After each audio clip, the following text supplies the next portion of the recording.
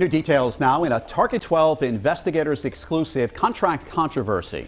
We've obtained thousands of pages of documents that shed new light on how a multi-million-dollar taxpayer-funded contract went to a brand new consulting firm whose managing partner was still working for a close confidant of the governor. The documents include emails from inside the highest offices of state government and show the governor's office was eager to get a contract signed.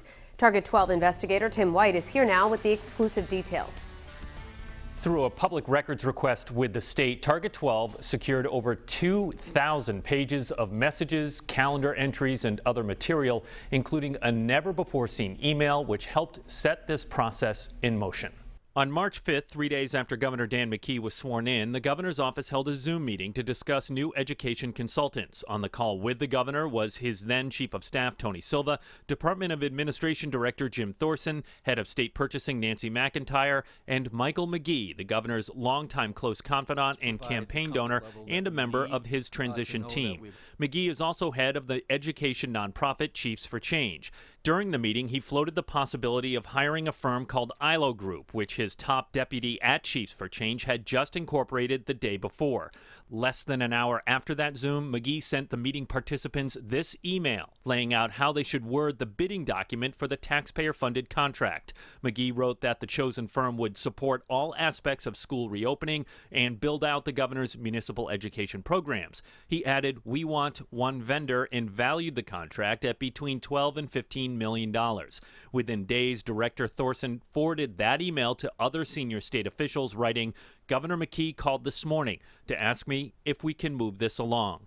By June, McGee's subordinate had landed the bulk of the contract, with ILO Group's award valued at over $5 million. That raised a red flag with John Marion, head of Common Cause Rhode Island. So it's very unusual for someone outside of government to be telling government what to do when they write an RFP that's ultimately helps one of their business associates.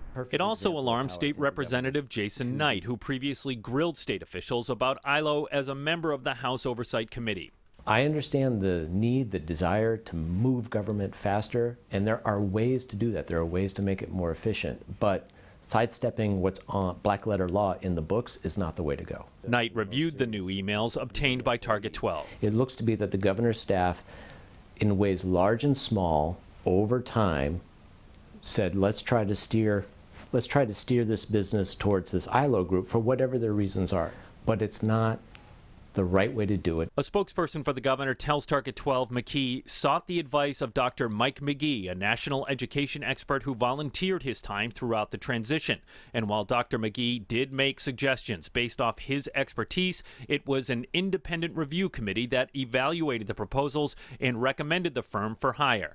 In this letter sent to Target 12, a lawyer for the governor's office said they withheld 135 documents related to ILO, which they say they don't have to release under state law. McKee has insisted he was not involved in the procurement process that led to ILO being selected. I don't get a say. I don't sit in the room and do the scoring. I don't get it in the room and have it brought to me. Yet the emails show McKee's office was hands-on throughout the process. On May 4th, after ILO's initial offer came in millions of dollars higher than those of other bidders, a state lawyer wrote, "We need to get this wrapped up. My understanding is that the expectation from the governor is that this will not be less than 22,000 hours for this project." So why is the governor's people saying it should contain a specific, the RFP or the contract should contain a specific amount of hours that are needed to accomplish the job? Presumably, that would be coming from the Department of Education. Knight says he doesn't think the bidding process for the ILO contract was truly competitive. My goal is that everybody learns their lesson, and this doesn't happen again.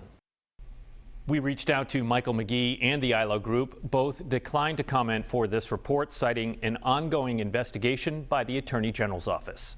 With the Target 12 investigators, Tim White, 12 News.